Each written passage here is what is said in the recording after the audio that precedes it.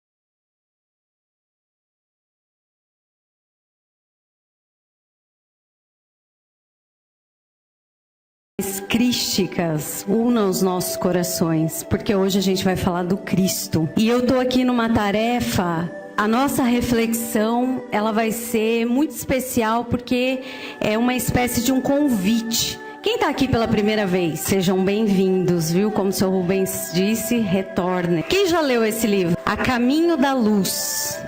Ninguém. Então hoje a reflexão é um convite para que nós possamos, a partir de alguns apontamentos muito superficiais, até onde a gente alcança alguma coisa, porque é um livro para a gente estudar umas milhares de reencarnações. E fica esse convite, quem leu, leia de novo, porque é um livro de estudo. E quem não leu, procure esse livro, deve ter aí na livraria, né? Procurem, porque é uma proposta muito importante. Esse livro, ele nos fala sobre a nossa origem material, orgânica, a nossa origem espiritual. Da onde nós viemos? O que nós estamos fazendo aqui? O nosso comportamento, quais as consequências dele na nossa trajetória? Esse livro fala de nós, de cada um de nós. Parece que foi escrito para mim, para você, a ler, para a Cida, para todos nós. Ele fala da nossa origem. Então, convido a todos, meus irmãos e irmãs, em Cristo. Agora, nós vamos falar não para personalidade, para as pessoas, para os nomes que estão aqui, mas para o espírito imortal que você é.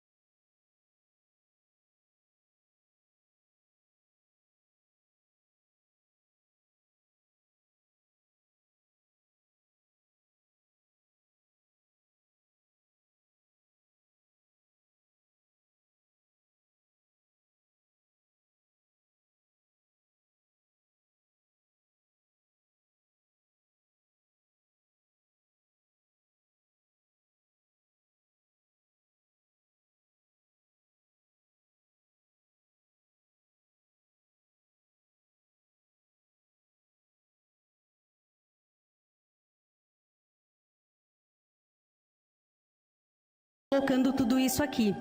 E aí ele diz assim, algo muito interessante. Então a história desse livro, assim, de uma forma muito grosseira, é a trajetória nossa espiritual. Ele fala da nossa trajetória espiritual. E aí o Emmanuel, ele diz assim, logo no começo do livro, na introdução. Eu vou ler um pedacinho, porque o Sr. Rubens falou que apaga a luz se chegar o horário. Então, assim, na introdução ele diz assim: enquanto as penosas transições do século XX se anunciam ao tinido sinistro das armas, as forças espirituais se reúnem para as grandes reconstruções do porvir. Esse livro, ele foi publicado, psicografado pelo Chico em 1938, aonde estava sendo preparada a Segunda Guerra Mundial. E imagina só, a primeira coisa que o Emmanuel coloca aqui, que ele registra no livro, é que enquanto o homem partia para uma guerra fratricida, que dizimaria por toda a Europa, a Ásia e outros mais, o plano espiritual sobre a égide do governador planetário já estava contando com a destruição do homem, porque o plano espiritual sempre está à frente da gente, já sabe as besteiras que nós vamos fazer, e daí eles já vão contando com o porvir, para reerguer a humanidade das cinzas que ali restaria por conta dessa guerra tão dolorida que foi. Então, ele coloca, né, mais um pedacinho aqui, só para a gente ir pontuando. Aí ele coloca assim: aproxima-se o momento em que efetuará a aferição de todos os valores terrestres para o ressurgimento das energias criadoras de um mundo novo. E natural é que recordemos o ascendente místico de todas as civilizações que surgiram e desapareceram, evocando os grandes períodos evolutivos da humanidade, com as suas misérias e com os seus esplendores, para afirmar as realidades espirituais acima de todos os fenômenos transitórios da matéria. Então essa é a essência do livro A Caminho da Luz. Conta a nossa trajetória evolutiva, a nossa trajetória espiritual, o que nós estamos fazendo aqui. E a trajetória nossa espiritual é uma trajetória, uma jornada rumo a Deus. Nós saímos de Deus e para Deus nós vamos retornar. Então essa trajetória, se é rumo a Deus, ela é rumo ao amor, ela é rumo à luz. E por isso que o livro chama A Caminho da Luz. E nessa jornada, não raro, quantos desafios temos? Nós individualmente e a Terra. Tem tantos desafios, mas ele conta aqui que mesmo assim, Jesus, que não desiste de cada um de nós, continua com seus luminares que fazem parte da Pleiade, que governa o nosso planeta, seguindo adiante apesar desses desafios. Porque, como diz Humberto de Campos, Deus não age com violência, mas Ele conta com o tempo. Então, quanto mais evoluído é o espírito, mais ele trabalha dentro da lei que rege a nós todos, que é a lei de amor. E uma das leis que nos rege, intrínseca a essa lei de amor, é o livre-arbítrio. Então Jesus, como governador planetário, um simples movimento dele, uma decisão dele, ele poderia mudar todas as paisagens do planeta Terra. As condições socioeconômicas, desigualdades, mas ele não pode fazer isso, por quê? Porque ele está obedecendo sempre, como espírito crístico que é, as leis maiores. Então mesmo os espíritos que fazem parte, que trabalham com ele, também sabem disso. Sabem que apesar dos desafios, que apesar das dificuldades, tudo tem sua hora para completar. Nós temos essa dificuldade, porque a gente quer as coisas para ontem, né? Eu quero reforma íntima, é agora, é esse ano, tem que acontecer. Nós temos essa fragilidade de não compreender que tudo tem um ciclo.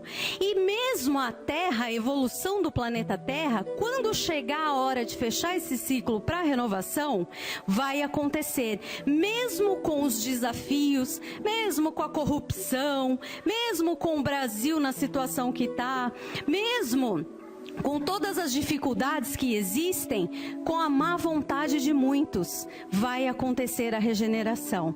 E ao lado disso, né, inicia-se, quando ele fala que inicia-se momentos de aferição, porque uma nova era começa a se estabelecer. Isso nós podemos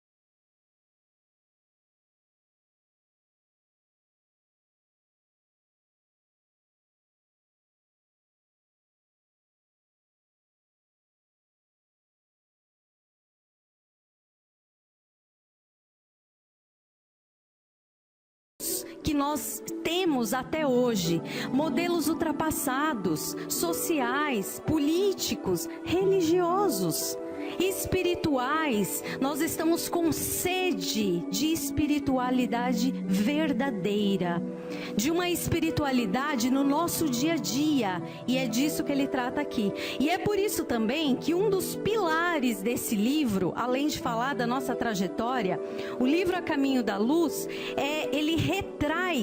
ele traz à tona a lembrança da importância do Evangelho de Jesus para a renovação da humanidade.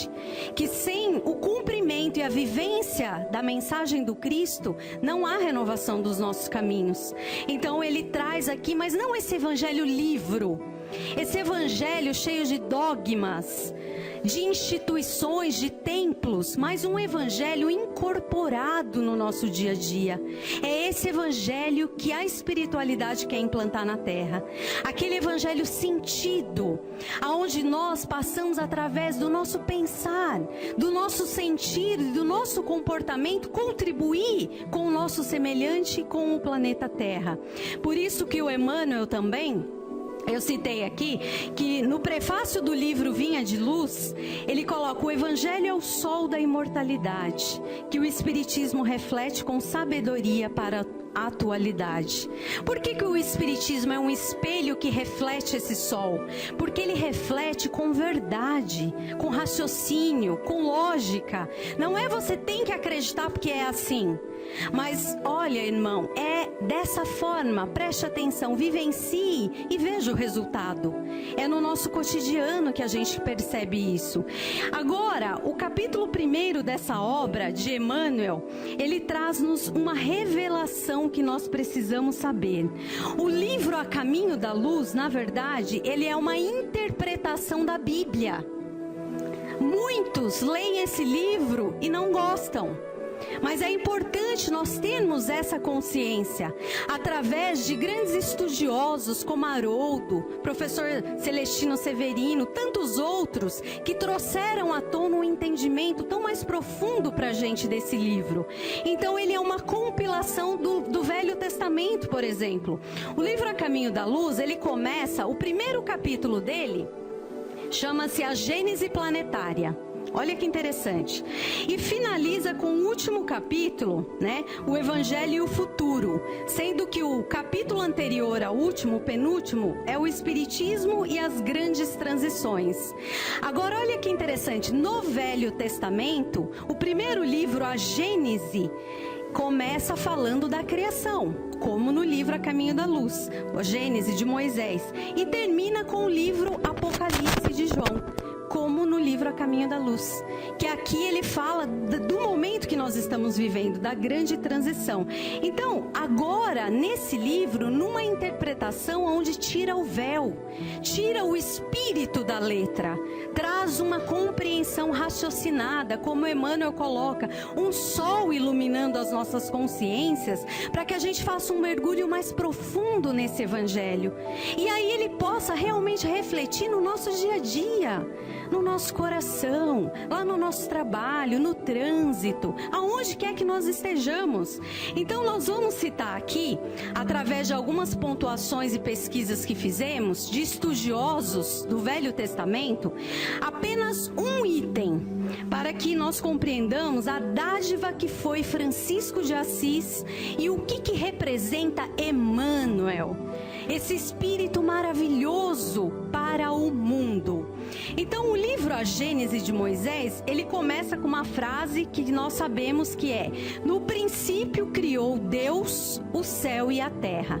Essa é a primeira frase lá da Gênese. E é assim que lá tá, que começa.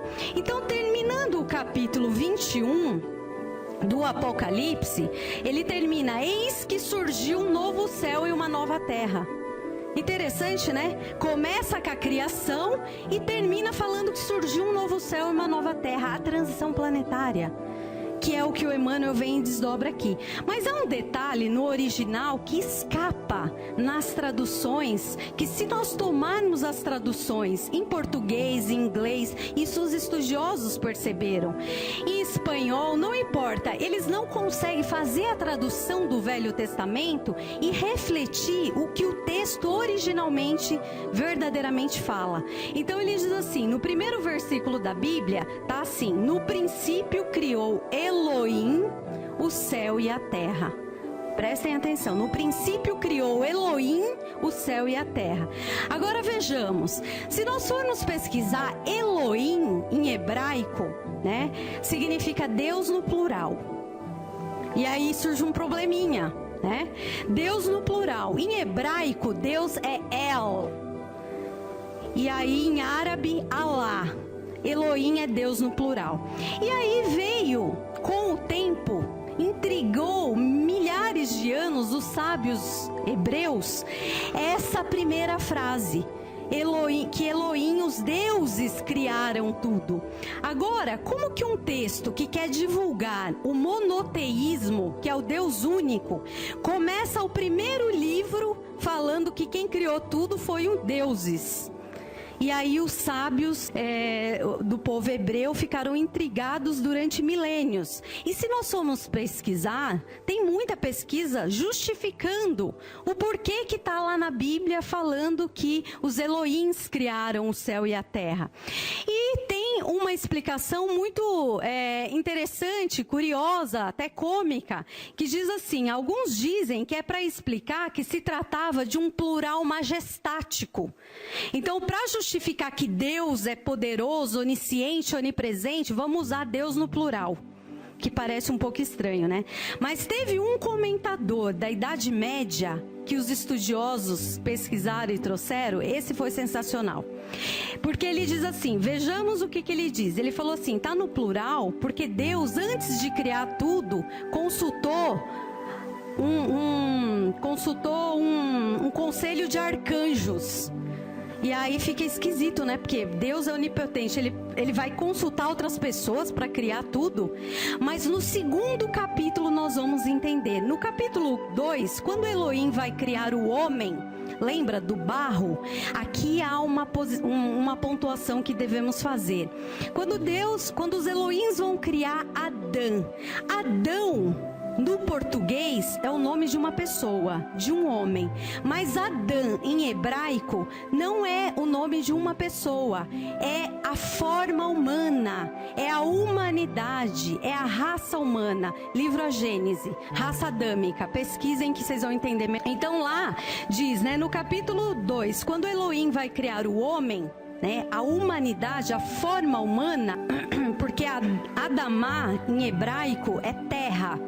Então aqui ele estava falando do terreno, da forma humana que viria do barro. Quando ele cria o corpo humano, aí os Elohims dizem assim, façamos o homem à nossa imagem e semelhança. E ele usa o plural de novo, façamos. Então significa que ali tinha mais de um criando.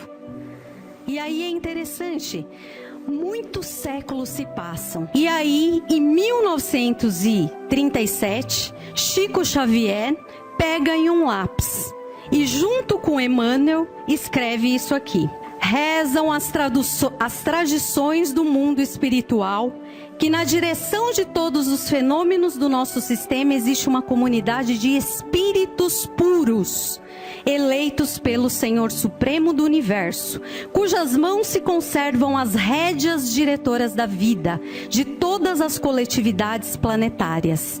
Quem eram os Elohims lá da Gênese? A comunidade de Cristos. criaram o nosso orbe. E aí ele continua: essa comunidade de seres angélicos perfeitos, da qual Jesus é um dos membros divinos, ao que nos foi dado saber, olha a humildade de Emmanuel, ao que nos foi dado saber, apenas já se reuniu nas proximidades da Terra para a solução de problemas decisivos da organização, da direção do nosso planeta por 2 vezes no curso dos milênios conhecidos. Então, veja, é exatamente como está lá na Gênese. Os Elohims da Gênese é essa comunidade de espíritos puros. Os hindus chamaram de devas, Platão chamou de demiurgos, ou seja, os seres criadores dos orbes, das estrelas, dos planetas. E aí aqui eles falam que eles se reuniram por 2 vezes. A primeira vez quando teve a formação do nosso planeta Terra. E aí a segunda vez quando foi decidida a vinda do Senhor à face da Terra, trazendo à família humana a lição imortal do seu evangelho de amor e redenção. Porque essa comunidade de espíritos, eles decidem tudo o que vai acontecer no momento da formação de um planeta. Então eles poderiam ter decidido qualquer coisa, que viria outra pessoa, que viria uma outra pessoa no lugar de Jesus, mas eles decidiram que viria o próprio Jesus. E agora vamos raciocinar. Se o primeiro item da pauta da reunião deles lá foi que viria Jesus e encarnaria aqui, quem que assumiria a governança da Terra enquanto ele estivesse aqui? O próprio Cristo, o próprio Jesus. E alguns poderiam pensar assim, né? Ah, mas de onde Emmanuel tirou isso, né? Será que Emmanuel trouxe essa informação nova? Não trouxem. Acreditem. Emmanuel, ele não fala besteira. Ele desenvolveu uma informação que já estava na codificação e nos trouxe para melhor entendimento. Não acreditem em mim. Pesquisem. Revista 1868, Revista Espírita de 1868, mês de fevereiro, em um conjunto de mensagens catalogadas por Allan Kardec, aonde os espíritos Lacordaire, Lamennais e São Luís, é um conjunto de mensagens. Eles dizem assim: no mais alto grau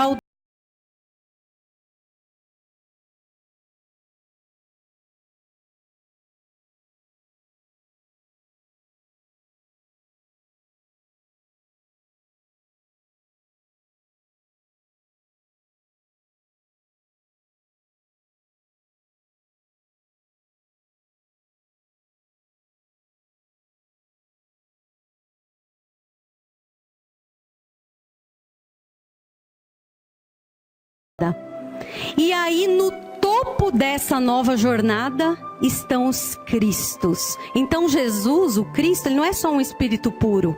Ele é um espírito que galgou uma jornada além de espírito puro. E aí eles dizem lá, né, que Deus transforma esses Cristos em executores da sua vontade. E entre eles não tem intermediário. Eles captam diretamente do psiquismo divino, da mente de Deus, as ordens para criar tudo no universo.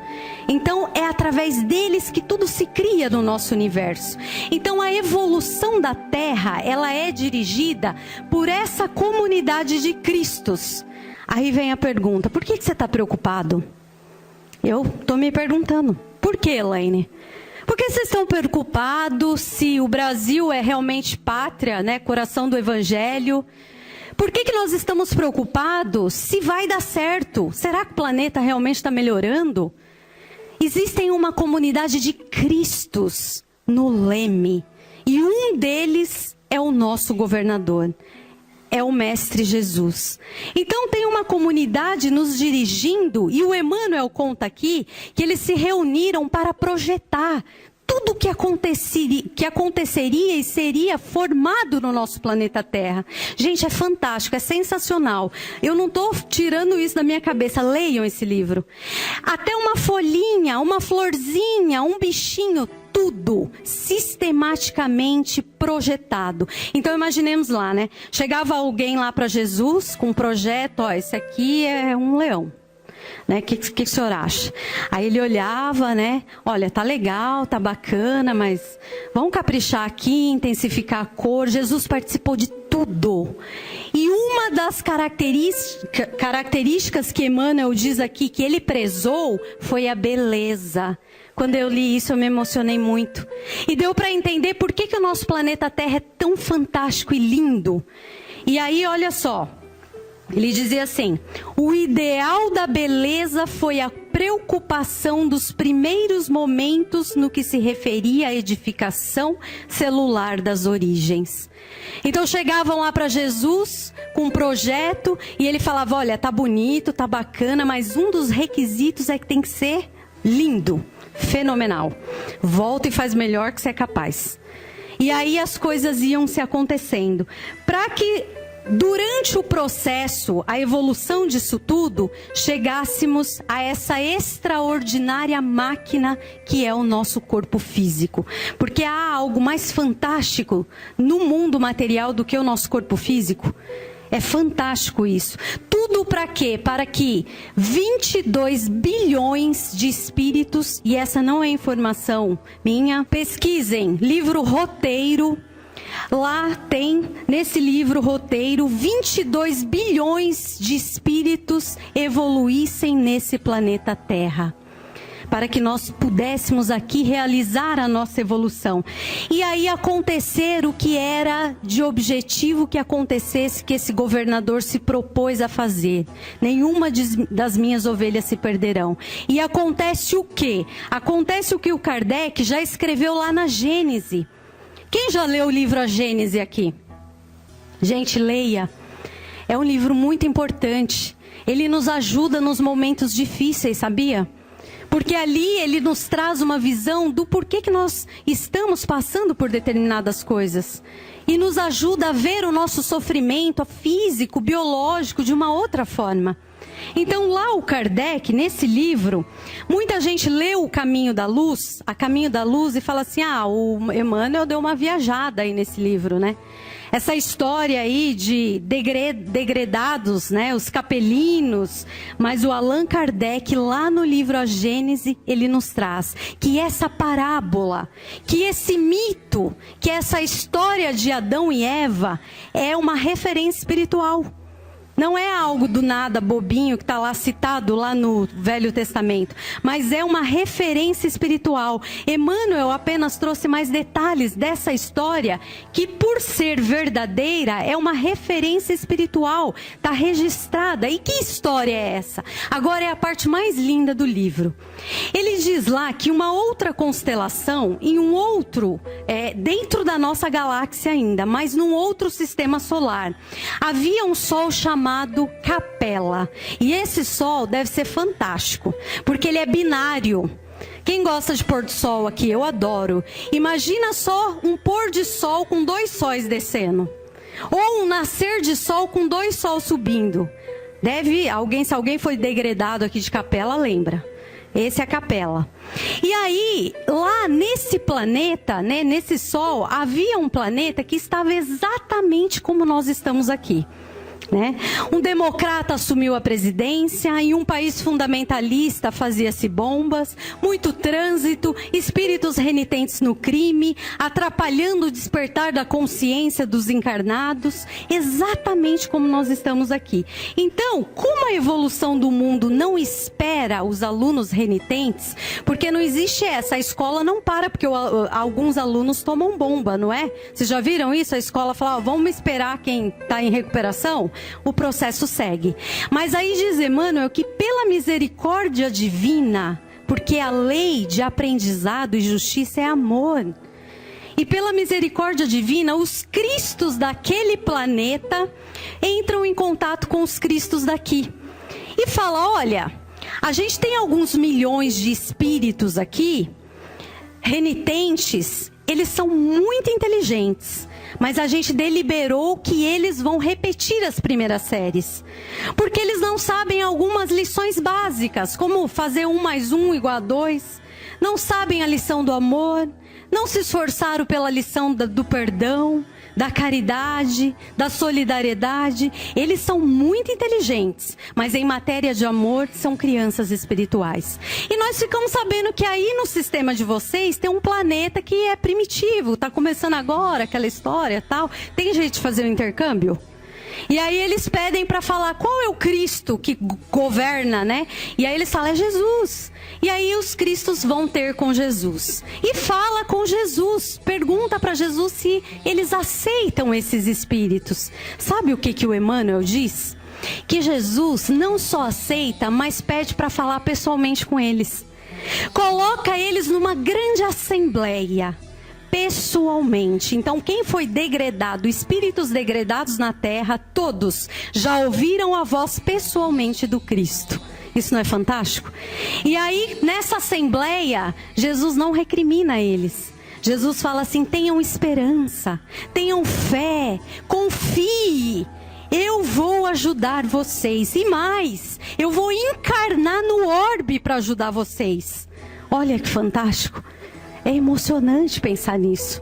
Depois de ter essa assembleia, atingido o estágio de infância espiritual da Terra, porque a infância, evolução moral não é a mesma coisa que evolução intelectual, social. Porque naquela época nós já tínhamos o Império Pérsia, o Império Babilônico, mas espiritualmente a humanidade estava na infância espiritual.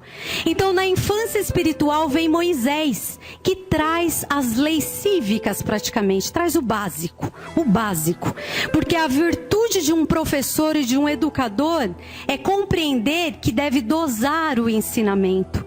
E aí, quando a humanidade atinge a sua maioridade, colocando uma metáfora como se fosse os seus 18 anos, Jesus vem ao orbe. Jesus encarna, e aí nós estamos até agora tentando entender o que aconteceu. Porque imagina, um desses membros, para lá de espírito puro, reencarnou no nosso planeta. Ele veio, tomou um corpo, baixou por 1000 anos a sua vibração, como o Ramatiz no Sublime Peregrino nos fala, para encarnar e tomar um corpo como o nosso, para mostrar que é possível. E nos traz uma lei universal. O Evangelho de Jesus, nós falamos do Evangelho de Jesus, mas o Evangelho não foi criado por Jesus. Ele veio nos codificar a lei que é o amor, é uma lei.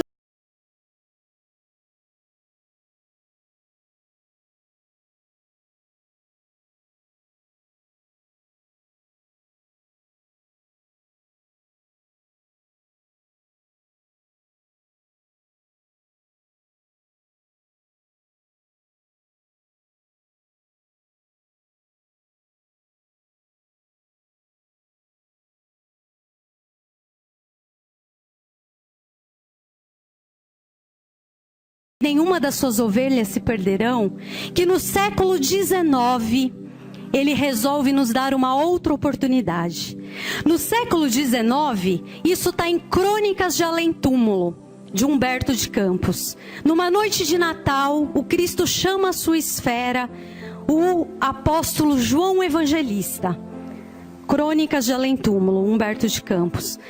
E João Evangelista, não sei se vocês sabiam, mas ele foi a reencarnação de Francisco de Assis. Como Francisco de Assis, ele cumpriu toda a sua missão de amor. Mesmo assim, os homens não se curvaram à sua mensagem de amor.